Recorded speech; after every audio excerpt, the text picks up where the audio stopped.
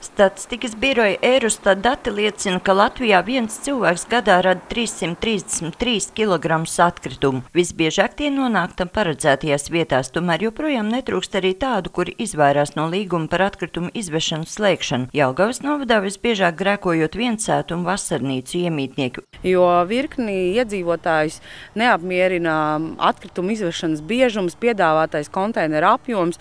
Daudz aizbildinās, ka viņi šķiro atkritumus, bet viņiem, protams, arī rodās nešķirotie atkritumi, bet izvest reizi mēnesī vai pat 2 mēnešiem reizi, kāds ir ārpus ciematiem, viņiem tādas vēlmes nav. Lai sargātu dabu, Jelgavas novada komunālais uzņēmums izlēmis piedāvāt alternatīvu. 100-litrīgus priekšapmaksas atkritumu maisus, kurus piepildītus varēs atstāt pie daudzstāvu māju konteineriem vai novietot pie īpašuma iepriekš par to piezvanot.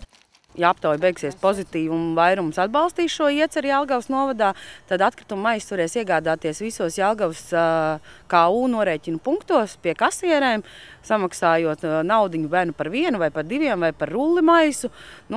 Un tad tiks vēl papildus reģistrēts šis pirkums atsevišķā žurnālā, lai šī informācija varētu kādreiz strīdus gadījumā pacelties, vai es izvedu vai es neizvedu atkritumus un cik lielā apmērā. Tāda informācija būtu mums pieejama. Šobrīd tiek veikta iedzīvotāju aptauja, un provizoriskie rezultāti pagaidām liecina, ka 57% respondentu saka jā jauninājumam, bet 43% ir pret. Konteinerā ir ērtāk iesviest tos atkritumus un nevis taisa maisos. Bet kā jums šķiet, ja būs tie maisam būs tūlītās, kur baltais kaķis klāt un mais būs sadīrāts? Manā skatījumā sliecās vairāk, kad grib cilvēki tos maisus. Ja? Ir sevišķi tādēļ, lai individuālā mājas nenestu mūsu daudzdzīvokļu māju konteineros savus atkritumus.